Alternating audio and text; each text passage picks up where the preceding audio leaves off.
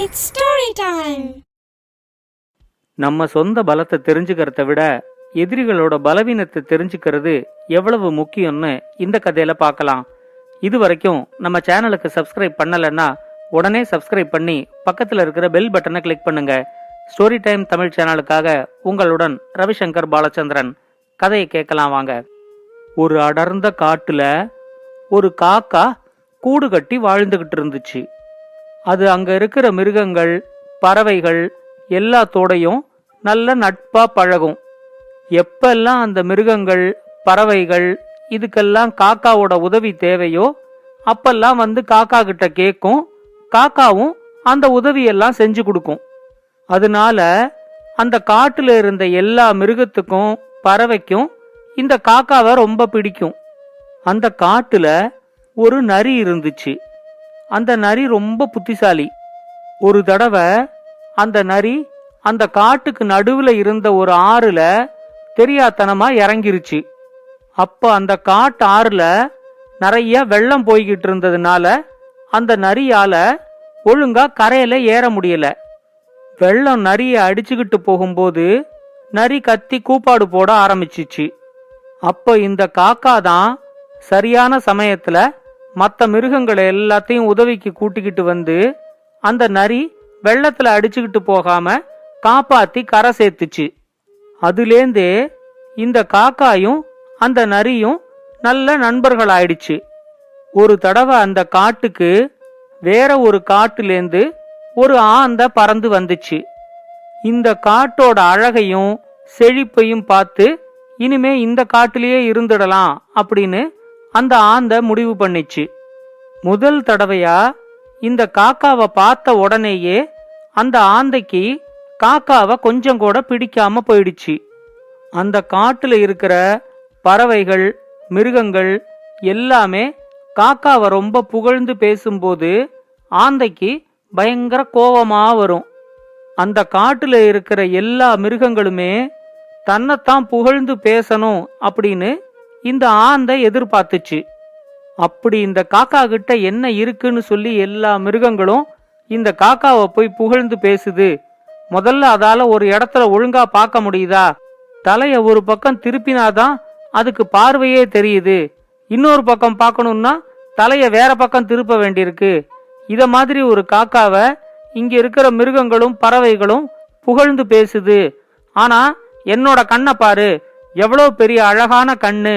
என்ன போய் புகழ்ந்து பேசாம இந்த காக்காய போய் புகழ்ந்து பேசுதே அப்படின்னு இந்த ஆந்தைக்கு ரொம்ப கோபமா வந்துச்சு. அந்த ஆந்தையோட முட்டை கண்ணை அது அழகான கண்ணு அப்படின்னு வேற நினைச்சுக்கிட்டு இருந்துச்சு. என்ன பண்ணினா இந்த காட்டுல இருக்கிற மிருகங்களும் பறவைகளும் தன்னை புகழ்ந்து பேசும் அப்படின்னு இந்த ஆந்தை யோசிச்சுச்சு.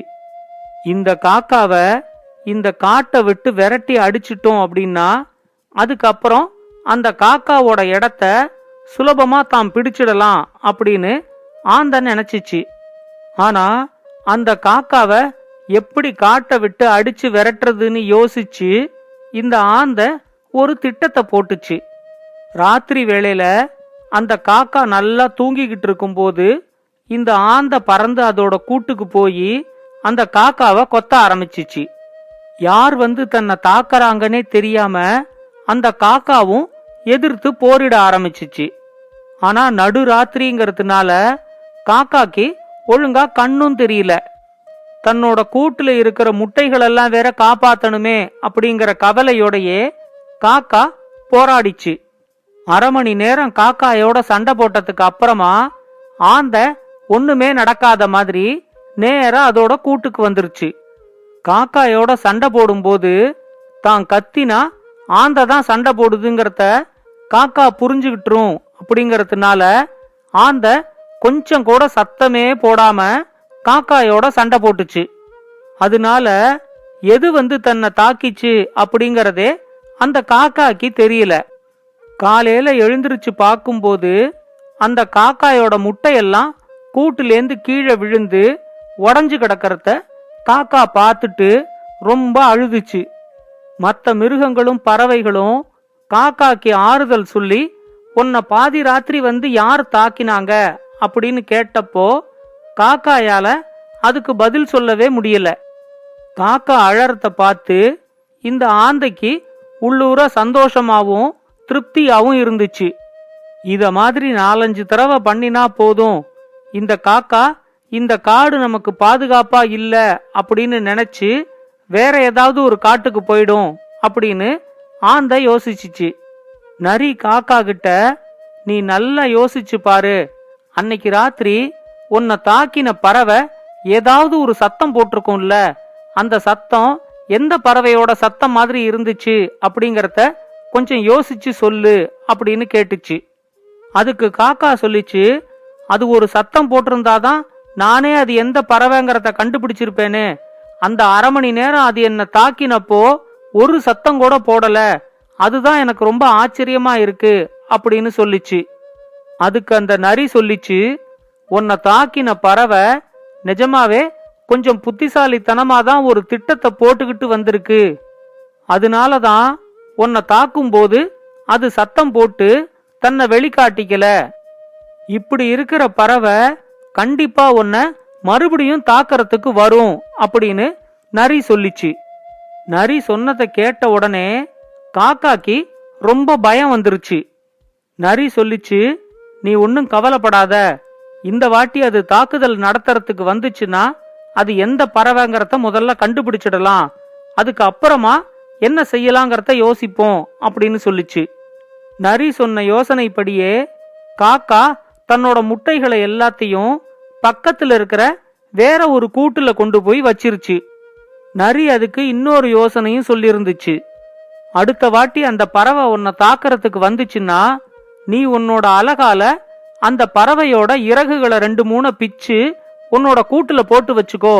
பொழுது விடிஞ்சதும் அது எந்த பறவையோட இறகுங்கிறத வச்சு அந்த பறவைய நாம கண்டுபிடிச்சிடலாம் அப்படின்னு சொல்லிருந்துச்சு. ஒவ்வொரு நாள் ராத்திரியும் காக்கா தாக்குதலை எதிர்பார்த்து காத்துக்கிட்டு இருந்துச்சு. நரி சொன்ன மாதிரியே 10 நாள் கழிச்சு மறுபடியும் ஆந்தை காக்காவை தாக்கறதுக்காக அதோட கூட்டுக்கு போச்சு. நரி சொன்ன யோசனைப்படியே காக்கா இந்த தடவை அந்த ஆந்தையோட 4-5 இறகுகளை தன்னோட அலகால பிச்சு போட்டுச்சு. தன்னோட இறகுகளை பிச்சு போட்டத உணர்ந்துக்காமலே ஆந்த காக்காவோட 1/2 மணி நேரம் சண்டை போட்டுட்டு தன்னோட கூட்டுக்கு திரும்பி வந்துச்சு. இந்த வாட்டி முட்டைகள் எல்லாம் வேற கூட்டுல இருந்ததுனால காக்காயோட முட்டைகள் எல்லாம் உடைஞ்சு போகல.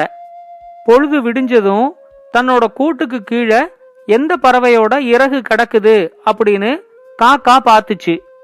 அத பார்த்த உடனே அது ஆந்தையோட இறகுகள் அப்படிங்கறத காக்கா கண்டுபிடிச்சிருச்சு.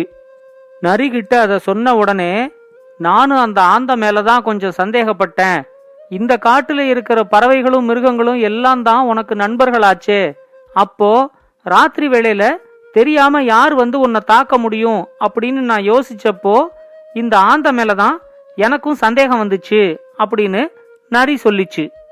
உடனே காக்கா நரிகிட்ட, சரிப்பா, இப்ப ஆந்தை தான் தாக்குதல் நடத்திச்சு அப்படிங்கறது நமக்கு தெரிஞ்சிருச்சு, இப்ப அடுத்து அது மறுபடியும் தாக்குதல் நடத்தாம எப்படி பாதுகாக்கிறது அப்படின்னு கேட்டுச்சு. நரி காக்கா கிட்ட சொல்லிச்சு, நான் உன்னை 4-5 கேள்வி கேட்கிறேன், அதுக்கு நீ பதில் சொன்னாலே அடுத்து நாம என்ன பண்ணணுங்கிறது உனக்கே புரிஞ்சிரும் அப்படின்னு சொல்லிச்சு. சொல்லிட்டு அந்த ஆந்தைய உன்னை பாதி ராத்திரியில வந்து தாக்கிச்சு அப்படின்னு கேட்டுச்சு. உடனே காக்கா சொல்லிச்சு, பாதி ராத்திரியில எனக்கு கண் பார்வை தெரியாது, அதனால எனக்கு பலமே இருக்காது, அந்த சமயத்துல தாக்கினா என்ன சுலபமா வீழ்த்திடலான்னு பாதி ராத்திரியில வந்து தாக்கி இருக்குது அப்படின்னு சொல்லிச்சு. உன்னை பகல் நேரத்துல அந்த ஆந்தை வந்து தாக்கிச்சுன்னா நீ என்ன பண்ணிருப்ப அப்படின்னு நரி மறுபடியும் கேட்டுச்சு. பகல் நேரத்துல அது என்ன தாக்கி இருந்துச்சுன்னா அதோட உடம்புல ரத்த காயம் வர அளவுக்கு நான் திரும்பி தாக்கி அதை இந்த காட்டை விட்டு துரத்தி அடிச்சிருப்பேன் அப்படின்னு காக்கா நல்ல வீரமா சொல்லிச்சு. சரி, இன்னொரு கேள்விக்கு பதில சொல்லு, ஆந்தை ஏன் பகல் வேளையில அதோட கூட்டை விட்டு வெளியே வரவே மாட்டேங்குது அப்படின்னு நரி கேட்டுச்சு. உடனே காக்கா சொல்லிச்சு, பகல் வேளையில ஆந்தைக்கு கண்ணு தெரியாது, அதனாலதான் அது கூட்டுக்குள்ளேயே அடைஞ்சு கிடக்குது, ராத்திரி வேளையில மட்டும் இறை தேடி வெளியே வருது அப்படின்னு சொல்லிச்சு. உடனே நரி சொல்லிச்சு, அவ்வளவுதான் விஷயம். பகல் வேளையில உனக்கு பலம் அதிகம், ஆந்தைக்கு பலம் கம்மி. ராத்திரி வேளையில உனக்கு பலம் கம்மி, ஆந்தைக்கு பலம் அதிகம். அதனாலதான் ராத்திரி வேளையில அது உன்னை தாக்கறதுக்கு வருது. இப்ப பகல் வேலை தானே, இப்ப நீ போய் ஆந்தைய தாக்கினேன்னா உன்னை எதிர்த்து போரிட முடியாம ஆந்தை இந்த காட்டை விட்டே ஓடிரும். என்ன பண்ணணுங்கிறத நான் உனக்கு சொல்லிட்டேன், இனிமே நீதான் முடிக்கணும் அப்படின்னு நரி சொல்லிச்சு. உடனே காக்கா நேர கிளம்பி ஆந்தையோட கூடு இருக்கிற இடத்துக்கு போச்சு. அங்க ஆந்தைகிட்ட, இப்ப நீ மரியாதையா உன்னோட இறகுகளை விரிச்சு எனக்கு காட்டலன்னா நான் உன்னை கொத்துவேன் அப்படின்னு சொல்லிச்சு. ஆந்தை ரொம்ப பயந்து போய், ஏன் காக்கா அப்படி பண்ற, உன்னை இந்த காட்டுல எல்லாருமே ரொம்ப நல்லவன்னு சொல்றாங்க, நீ ஏன் வந்து என்ன கொத்தணும் அப்படின்னு கேட்டுச்சு. என்கிட்ட கேள்வி கேட்காம முதல்ல உன்னோட இறகுகளை விரிச்சு காமி அப்படின்னு காக்கா மிரட்டிச்சு. ஆந்தை ரொம்ப பயந்து போய் தன்னோட 2 பக்க இறகுகளையும் விரிச்சு காமிச்சிச்சு. அதுல காக்கா கொத்தின இடத்துல சிறகுகள் இல்லாம இருக்கிறத பார்த்த உடனேயே காக்காக்கு ஆந்தை தான் தன்னை ராத்திரி வந்து தாக்கி இருக்குது அப்படிங்கறது நல்லாவே புரிஞ்சிருச்சு. அதுக்கப்புறம் ஒரு நிமிஷம் கூட வீணாக்காம காக்கா அந்த ஆந்தைய துரத்தி துரத்தி கொத்திச்சு. ஆந்தையோட உடம்பு முழுக்க ரத்த காயம் ஏற்படுத்திட்டு தான் காக்கா தன்னோட கூட்டுக்கு திரும்ப வந்துச்சு. ஆந்தைக்கு தான் செஞ்ச தீய செயல்தான் தனக்கு திரும்ப வந்திருக்குது அப்படிங்கறது நல்லா புரிஞ்சிச்சு. இனிமே இந்த காட்டுல இருக்கிறது தனக்கு பாதுகாப்பு இல்ல அப்படின்னு நினைச்சு அந்த ஆந்தை தன்னோட பழைய காட்டுக்கே போயிடுச்சு. சரியான சமயத்துல தனக்கு நல்ல யோசனை சொன்ன நரிக்கு காக்கா நன்றி சொல்லிச்சு. இந்த கதைய பத்தின உங்களோட கருத்துக்களை பின்னூட்டத்துல கமெண்ட்ஸா பதிவு பண்ணுங்க. இது மாதிரி இன்னும் பல நல்ல கதைகளை கேட்க ஸ்டோரி டைம் தமிழ் சேனலோட தொடர்புல இருங்க. நன்றி, வணக்கம். இந்த கதை உங்களுக்கு பிடிச்சிருந்தா லைக் பண்ணுங்க, கமெண்ட் பண்ணுங்க, ஷேர் பண்ணுங்க. மறக்காம ஸ்டோரி டைம் தமிழ் சேனலை சப்ஸ்கிரைப் பண்ணுங்க. அப்படியே பக்கத்துல இருக்க அந்த பெல் ஐகானை கிளிக் பண்ணுங்க.